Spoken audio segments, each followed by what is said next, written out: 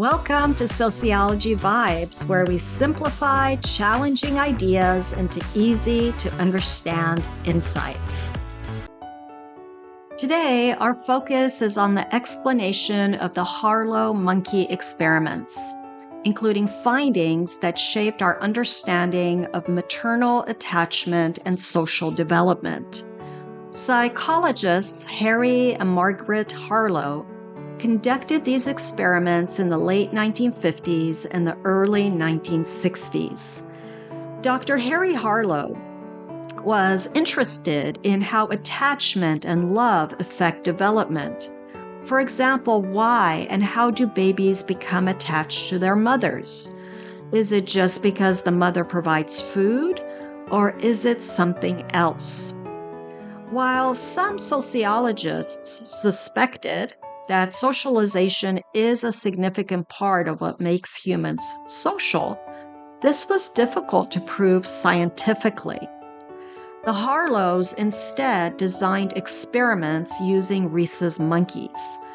They isolated rhesus monkeys shortly after birth from their mothers in laboratory experiments for different durations of time and under various conditions to observe the influence of maternal bonding or lack of it on the monkeys' development. Some of the young monkeys were isolated in cages with a wire-made replica and a mechanical face of a mother holding a milk bottle to allow them to feed from it. In contrast, other monkeys were isolated in cages with two replica mothers. One of the replica mothers was the same surrogate made from wires, a mechanical face with the milk bottle, and the second one was covered with a soft blanket, a mechanical face, but without the milk bottle. Now, before we explore the findings of these experiments, they were and still are considered unethical due to the harm inflicted by the isolation and the conditions that these monkeys were subjected to. During this era, scientists were not required to uphold strict ethical guidelines that we have in place today, including receiving approval from institutional review boards, or IRBs for short, when researchers involve animals and humans. They have direct contact with them, and they intend to make their findings public or share them with others. So now, if food was the most important thing for these baby monkeys, we would expect them to spend most of their time with the wire mother holding the bottle. But that's not what happened. The Harlow experiments showed that the rhesus monkeys preferred the cloth replica, coming to the wire replica mom with the milk bottle only when they were hungry, and spending the majority of their time clinging to the cloth replica mom. When the Harlows scared the monkeys with a loud sound, they immediately ran to the cloth mother. When the Harlows placed the monkeys in a room with foreign objects, the monkeys, instead of exploring, immediately ran to the cloth mother, and then after a while, carefully explored the room, running back to the cloth mom for comfort when they needed it. Monkeys who were not raised with a cloth mother appeared to be in distress and panic, cowering in fear.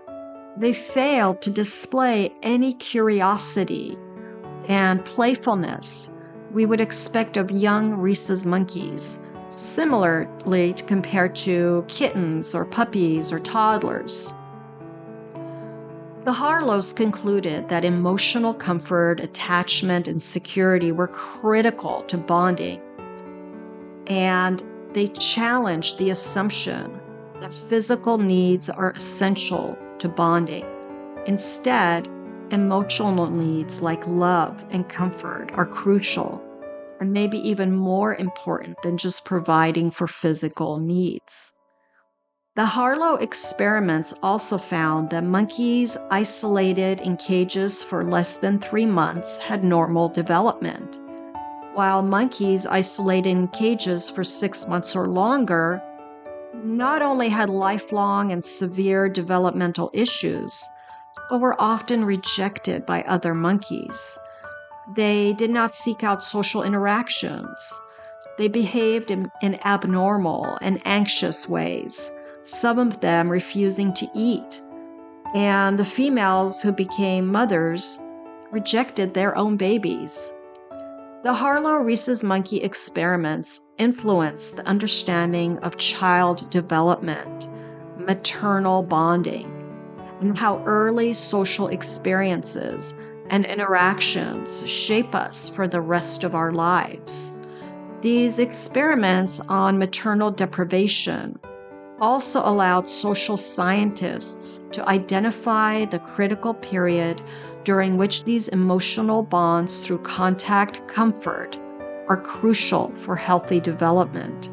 These bonds include loving touch as a form of emotional nourishment that is just as important as nutrition. The Harlow rhesus monkey experiments became the impetus for helping social scientists study the critical period for humans. Just like rhesus monkeys, human babies need more than just their physical needs to grow up into healthy, functioning adults.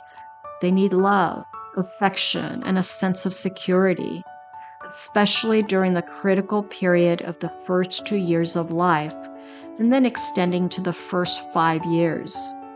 This is why holding and comforting babies is so important. Human babies who don't receive enough physical affection can suffer from emotional and developmental problems, similar to the isolated monkeys in the Harlow experiments. Of course, we can't prove this using experiments on humans. And so instead, social scientists turn to case studies or long-term observations of babies and toddlers who have been exposed to inhumane conditions during their first few years of life due to abuse and neglect. And then social scientists follow them throughout their lives. We could think of our childhoods and lives as adults to understand the importance of providing infants and toddlers with emotional safety and care through contact comfort. Feeling loved and secure is a key part of emotional well-being, whether it's in friendships, romantic relationships, family bonds, or other intimate social interactions. When you're stressed or upset, you probably reach out to a friend or family member for comfort. Similarly to the rhesus monkeys who ran to their replica cloth mother when they were scared. And you probably have a few childhood memories of doing the same. It's easy to feel stressed in today's society. Spending quality time with loved ones, active listening, or giving someone you know a hug are small acts of emotional care that make a big difference in how we connect and flourish. They are essential for the youngest in our society. And this makes sociology worth exploring further, don't you think? Thank you for watching. Be sure to comment below with your thoughts, questions, or any topics you'd like us to explore next. Let's keep the conversation going and our community growing. See you in the next Sociology Vibes video.